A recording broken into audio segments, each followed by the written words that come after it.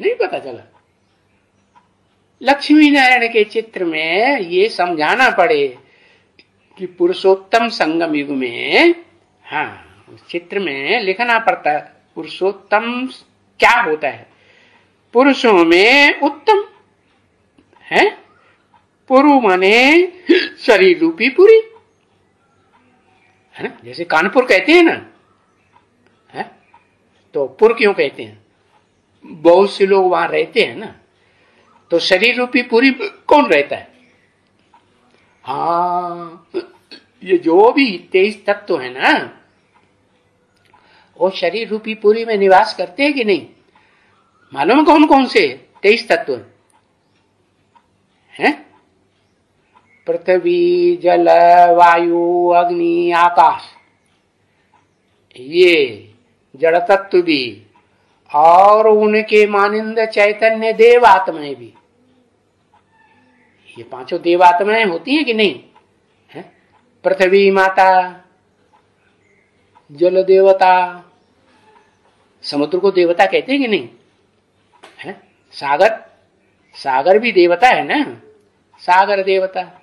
अच्छा, सूर्य देवता कह दो, क्योंकि सूर्य देवता की सारी ताकत कौन ग्रहण करता है। पृथ्वी ग्रहण करती है, पहाड़ ग्रहण करते हैं, नदियां ग्रहण करती हैं, कि सागर ग्रहण करता है। सागर ग्रहण करता है। हाँ। तो देखो, ये जो जैसे कानपुर बताया है, या जगन्नाथपुरी भी एक शहर है, वो पुरी कह दिया।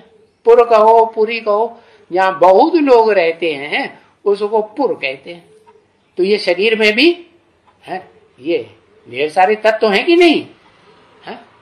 अगर चैतन्य शरीर है, चैतन्य आत्मा बोलती चालती है, तो उसमें कितने तत्व हैं बताए ना, 5 तत्व तो ये मुख्य, और फिर इनकी तन्मात्राएं हैं, इनके गुण कौन कौन से, शब्द, स्पर्श, रूप, रस, गंध, ये भी है। तो 10 हुए ना है। हाँ। और फिर मन, बुद्धि, अहंकार है? ऐसा कोई मनुष्य होगा जिसको अपनी देह का अहंकार न हो है? होगा। मनुष्यों को, पुरुषों को ज्यादा देह अहंकार होता है, या कन्याओं माताओं को जो देह अहंकार होता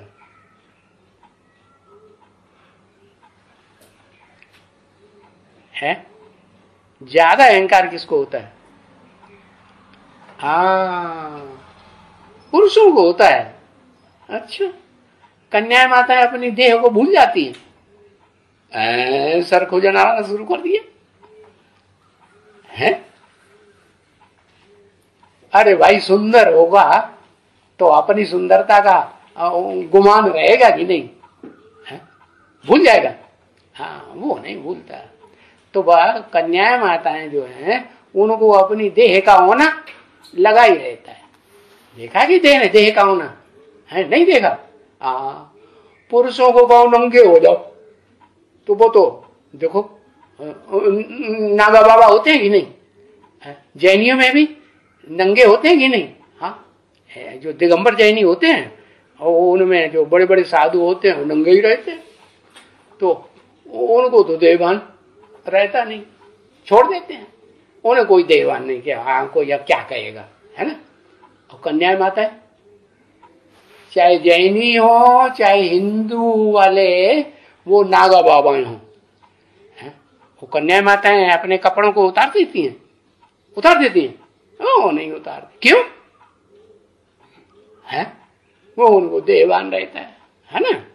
तो बताया, ये जो देहभान है ना, ये पुरुष नहीं बनने देता।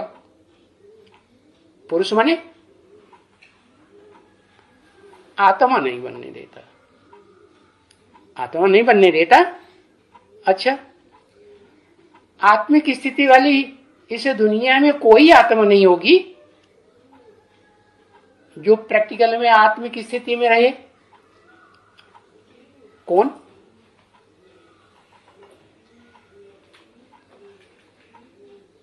आदि लक्ष्मी। अच्छा,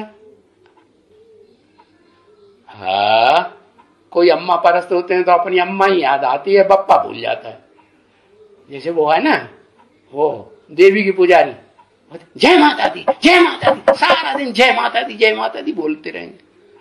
क्यों भैया, बप्पा क्यों नहीं याद आता? अरे एक बार तो बोल दो है? हाँ, वो आदि नारायण भी पुरुष है कि नहीं? हाँ, पुरुष तो है।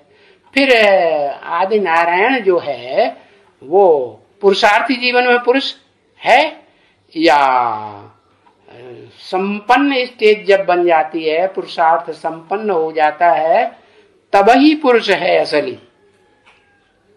असली पुरुष कब है?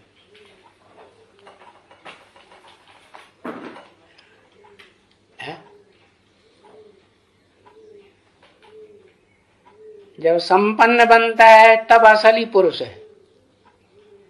तो उसे याद रहता है कि मैं शरीर रूपी पुरी में रहने वाली आत्मा हूं।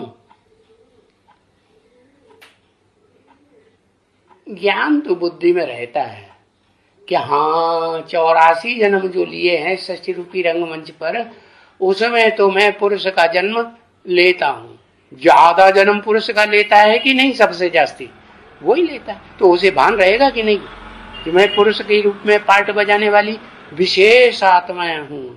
नहीं याद रहेगा? हाँ, रहे याद रहेगा। बाकी लक्ष्मी को याद रहेगा मैं पुरुष रूप में पार्ट बजाने वाली विशेष आत्मा हूं।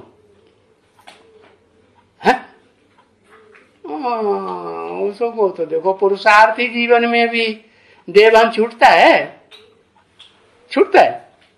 हाँ, नहीं छूटता। देह की याद आती रहती है।